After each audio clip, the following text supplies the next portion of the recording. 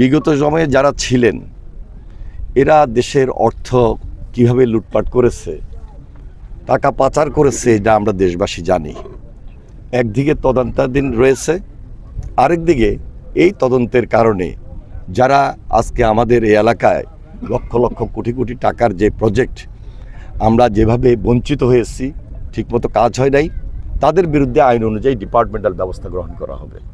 পাশাপাশি অনেকগুলা কাজ যেগুলা চলমান খুব দ্রুত শেষ করা দরকার, হয়তোবা একটা পার্সেন্টেজ এখানে কাজ সম্পন্ন হয়েছে, বাকি পার্সেন্টেজ কাজ শেষ করার জন্য যে সমস্ত কন্ট্রাক্টররা ঠিকাদাররা রয়েছেন, ডিপার্টমেন্ট যারা রয়েছেন, সবার আন্তরিকতা এবং সহযোগিতার মধ্য দিয়ে আমরা তাদেরকে এগিয়ে দিব যেন কাজগুলো সম্পন্ন হয়।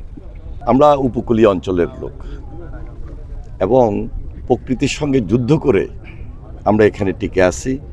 বিশেষ করে যখন বর্ষা আসে, অতি বর্ষা মানে এখানে একটা প্লাবন, একটা বন্যা স্রোত দেখা দেয়। আমাদের এই যে বিশেষ করে মধুচৌধুরীহাট থেকে শুরু করে কমলনগর, রামগতি, বয়ারচর পর্যন্ত প্রায় 61-62 কিলোমিটার, এই পুরা এলাকায় আমরা অনেক জায়গায় বাঁধ ভাঙা অবস্থায় থাকার কারণে, বাঁধ না থাকার কারণে আমাদের এই এলাকার মানুষ বিভিন্ন সময় বিভিন্নভাবে ক্ষতিগ্রস্ত হয়েছে, বাড়িঘর হারিয়েছে, জায়গা জমি নিঃশেষ হয়ে গেছে, অনেকে নিঃস্ব হয়ে পড়েছে। আমাদের এখানের যে উৎপাদিত ফসল, এই ফসল পানি যখন হয়ে যায় সেখানে উৎপাদন হয় নাই। সব কিছু মিলে ওই যে বললাম যে প্রকৃতির সঙ্গে যুদ্ধ করে আমাদেরকে টিকে থাকতে হচ্ছে, কোনোভাবে আমরা এখানে জীবন ধারণ করে আসছি। আজকে মহান আল্লাহ তাআলার হুকুম, জনাব তারেক রহমানের নেতৃত্বে আমরা একটা দেশপ্রেমিক সরকারের দায়িত্ব পেয়েছি।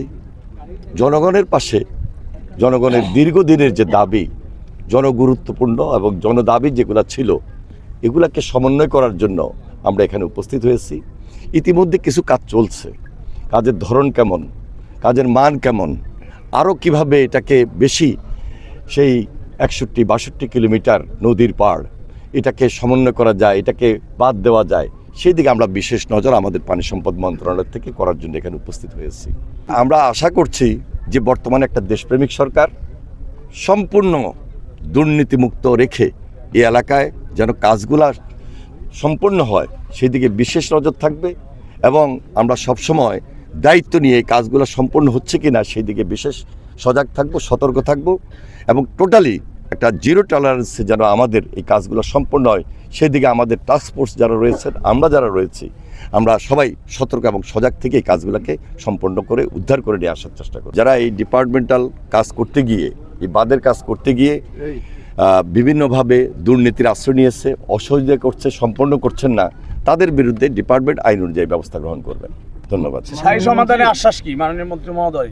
আমরা এই কাজটুকু 61-62 কিলোমিটার এটা সম্পূর্ণভাবে স্থায়ীভাবে যেন সম্পন্ন হয় সেই দিকে আমাদের নজর থাকবে। ইনশাল্লাহ আমরা এই দেশপ্রেমিক সরকার, আমাদের তারেক রহমানের নেতৃত্বে এই কাজগুলা আমরা সম্পন্ন করব, এবং আমাদের এই অঞ্চলের নদীভাঙ্গা মানুষের যেটা প্রয়োজন সেই কাজগুলা যেন আমরা তাদেরকে দোরগোড়ায় পৌঁছে দিতে পারি, তাদের সুবিধার জন্য জনস্বার্থে এই কাজগুলোকে আমরা সম্পন্ন করব।